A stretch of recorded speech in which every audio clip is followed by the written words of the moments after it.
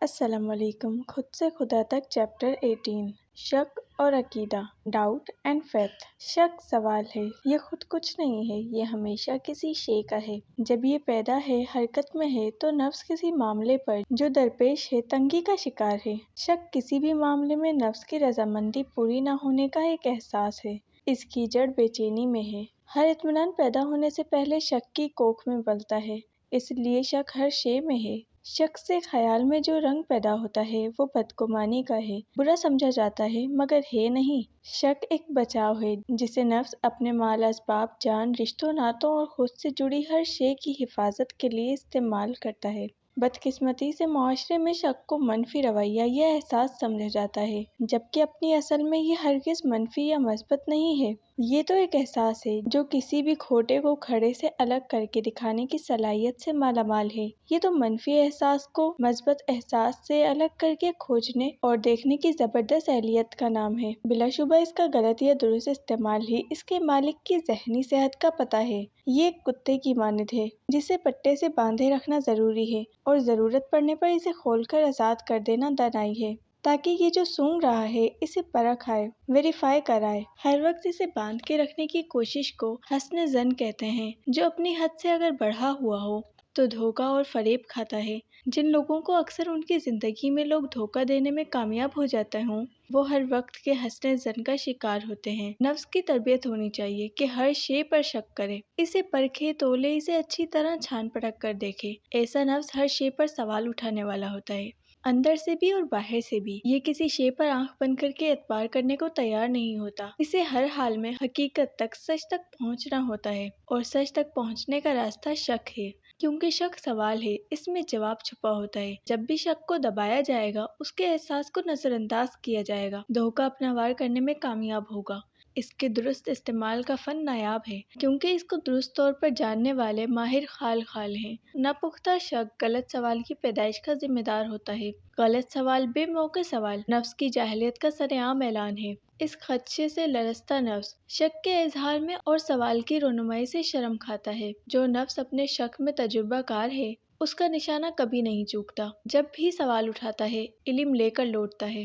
عالم کا شک علم ہے اور جاہل کا شک جہالت ہے۔ جو ڈھونڈنا چاہتا ہے، اس کو تلاش کرنا ہے، وہ سوال کرے گا۔ ہر شک، ہر سوال کی بنیاد صرف اور صرف تلاش ہے۔ اس جھنجھٹ سے جان چھڑانے کے لیے نفس دھوکے کو پسند کرتا ہے، خود کے لیے بھی اور دوسروں کے لیے بھی۔ وہ ڈیٹا کاپی کرنے کو ترجیح دیتا ہے، دوسروں کی نقالی کرنا اس کا اسی لیے شعار ہے۔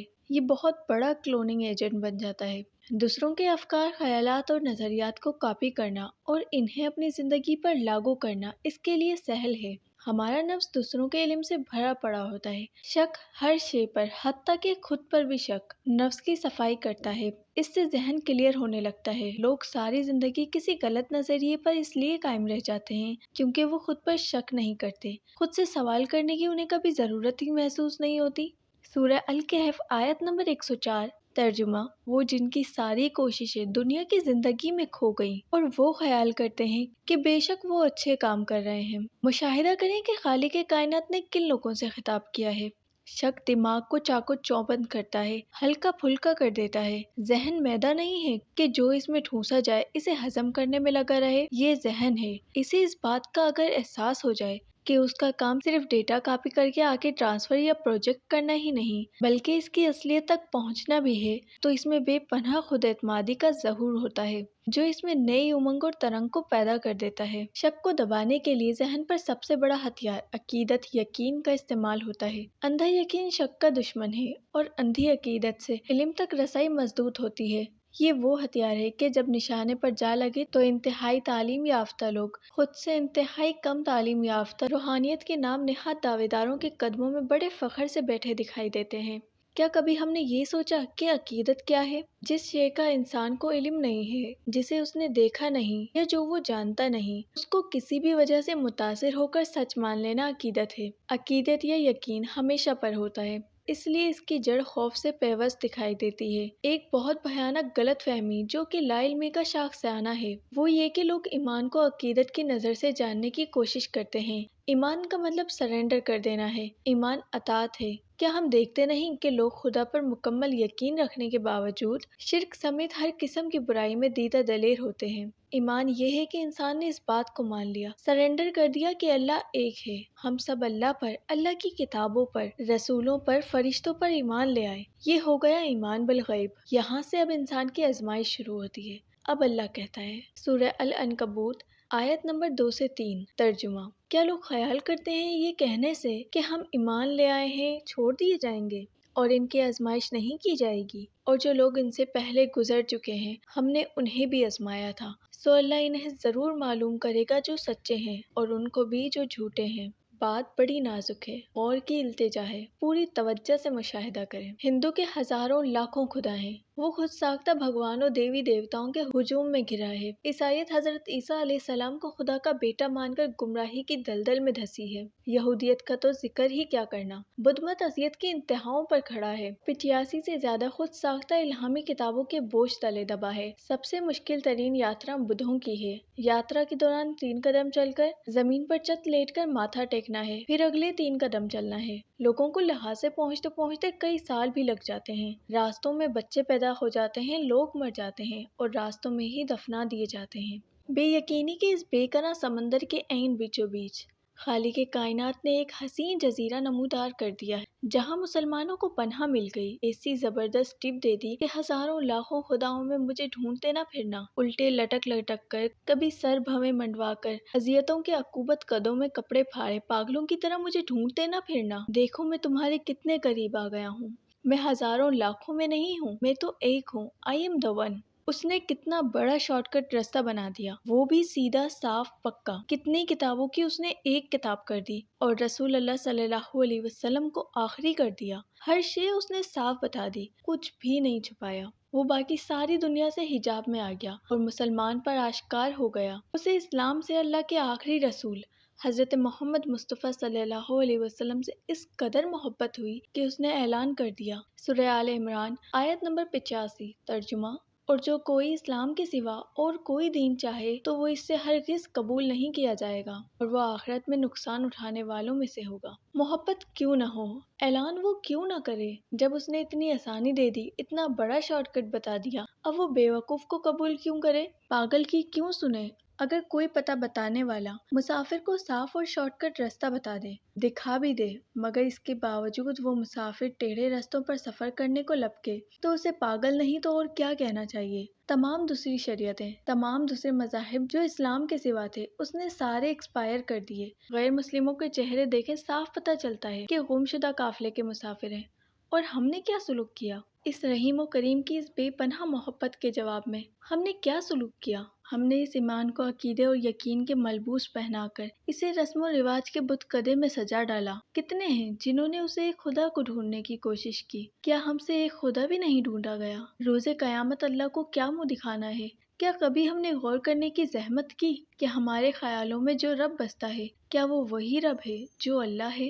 کیا ہم اپنے اصل رب کو جانتے ہیں؟ ہم نے اس ایمان کو، اس مسلمانی کو میراث سمجھ لیا، اسے اپنا حق مان لیا اور خدا کی پہچان سے منہ موڑ لیا۔ یہاں تک پہنچ کر 2 راہیں جدا ہوتی ہیں، صاف نظر آتی ہیں۔ پہلی راہ کے مسافر وہ لوگ ہیں جن کی منزل اللہ نہیں، جنت ہے، جن کو خدا کا نہیں، موت کا، قبر کا اور جہنم کا ڈر ہے۔ ایسے لوگوں کے لیے یہ کوئی سوال نہیں کہ خدا کی پہچان کیوں ضروری ہے۔ یہ وہ لوگ ہیں جو مذہب کو پوچھ رہے ہیں، 5 نمازیں، روزے، حج، زکوٰۃ، اور بس ٹینشن ختم، آگے اللہ جانے، اس کا کام جانے۔ بالکل ٹھیک ہے، آسان سا راستہ ہے، کوئی پیچیدگی اس میں نہیں پائی جاتی، نہ ہی کوئی تردد ہے، مگر ہمت اس میں بے پناہ درکار ہے۔ کیا ایسے لوگ اپنی خواہشات نفس کو جانے پہچانے بغیر ان پر حاکم اور نگران رہ پاتے ہیں؟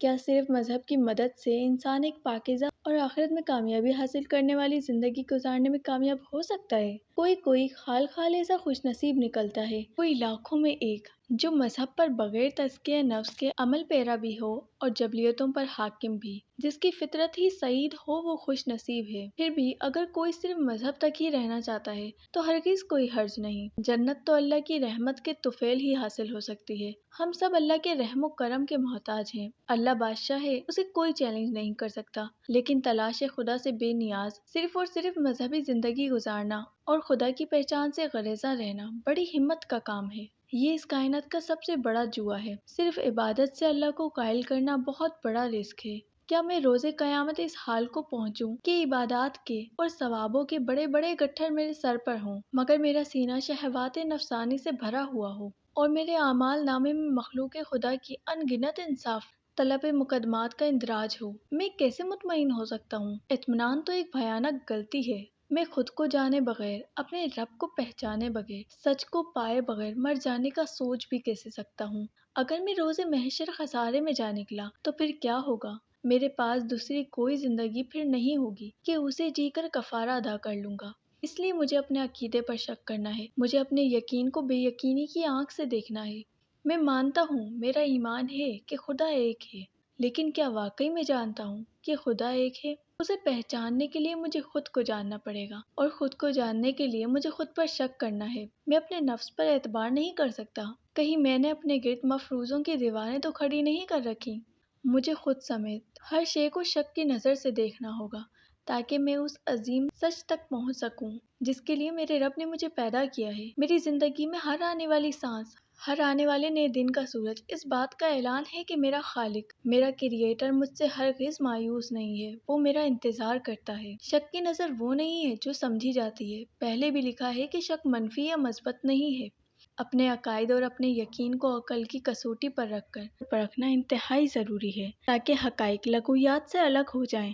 ان صفات کے ساتھ ساتھ چلتے رہنے سے آپ اس نظر تک پہنچ جائیں گے کہ ابھی نفس کا تعارف جاری ہے، ابھی نظروں کا اور راستوں کا ذکر ذرا دور ہے۔ یہ پسند آئی ہے تو لائک کریں، کمنٹ باکس میں اپنی رائے کا اظہار کریں اور چینل کو سبسکرائب کر کے بیل کے آئیکن کو دبائیں تاکہ نئی آنے والی تمام ویڈیوز کی نوٹیفیکیشن آپ تک پہنچ سکے۔